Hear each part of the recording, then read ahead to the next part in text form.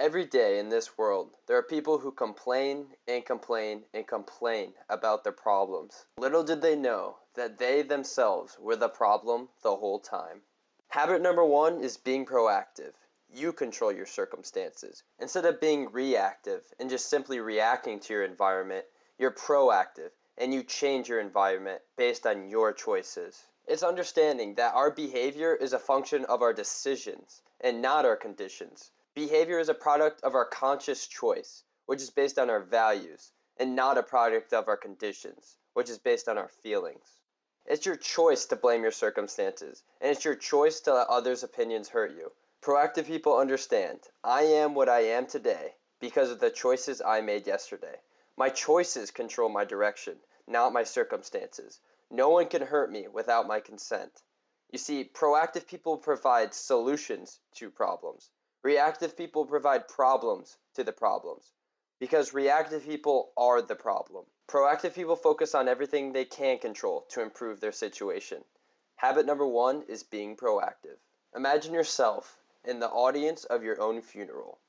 There's people who come up to speak on your behalf of who you were and what they remembered you as. What do you want them to say about you? What do you want to be? What do you want to be remembered as? Habit number 2 is beginning with the end in mind. This habit gives your life true meaning and purpose. It's the foundation of what you will do for the rest of your life, because it truly defines what success means to you. Your ideal vision of your future self is what should be important to you, because it is your definition of success. Maybe it's being that person who is loved and trusted by everyone, or maybe it's being that person who's very wealthy and a great businessman, or maybe it's that leader who got everyone to cooperate.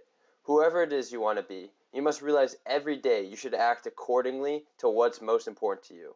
When you keep your end goals in mind, every day you can contribute in a meaningful way to reach them. Habit number 2 was doing the right things. Habit number 3 is doing those things right. It's putting first things first. It's organizing and executing around priorities. It's not focusing on things and time.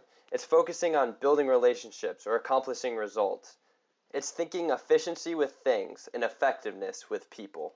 It's living your life avoiding things that aren't important to you. Do you really need to go to all your meetings or take all your phone calls or always focus on your leisure and pleasure activities that give you no value? Absolutely not. You need to focus on things that give you value and will help your long-term goals. You also don't want to overfill your life with things that are important and urgent, because they'll just consume you with their problems. They'll dominate you and make you a more reactive person. We need to focus on things that are important but not urgent, because these things benefit you the most and bring you closest to your long-term goals. These are things like building relationships, long-term planning, reading, exercise. All of these things benefit you, but don't provide an urgent need. We must live every day with purpose and get closer to our long-term goals. Habit number 3 is putting first things first. Habit number 4 is thinking win-win. It's understanding that someone else does not have to lose for you to win. If you constantly think I win, you lose, you may receive short-term success, but you will destroy long-term cooperation. Win-win is always seeking mutual benefit in all agreements and solutions. These will greatly impact your long-term relationships. With the win-win mentality, life is seen as a place for cooperation and not of competition. There's plenty for everyone, and your success isn't only achieved when others fail. Most people only think that there's one pie out there, and everyone's competing for a piece. You have to have that mentality that there's plenty of pie for everyone. And when you aren't out to steal someone else's pie, there are many more people willing to help you and work with you. Habit number 5 is seeking first to understand and then to be understood. Most people don't listen with the intent to understand. They listen with the intent to reply. We must truly seek to understand things from the other person's point of view. This will give us knowledge to create the best solutions for win-win situations. The idea is you have to diagnose the problem before you prescribe. You can't prescribe good advice or a good solution until you diagnose what they're really trying to say. You can't provide them a good solution until you really understand their wants and needs. Habit number 6 is synergizing with others. The whole is greater than the sum of its parts. There are 2 men with treasure maps wandering around a field in search of their hidden fortune somewhere in the field. Both men find their way to a giant boulder that is far too heavy for either of them to lift. They both try separately to lift the boulder because they want the fortune underneath. However, they both fail because the boulder is far too heavy for one man. However, the men then decide to work together and they lift the boulder and push it out of the way.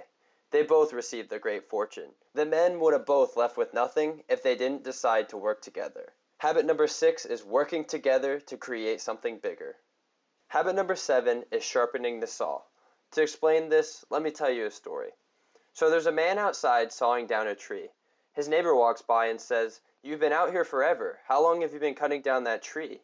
The man responds, "About 6 hours." The neighbor replies, "Why don't you just sharpen the saw then?" The man replies, "Because I'm too busy, and that takes too much time." This story relates directly to long-term effectiveness and success.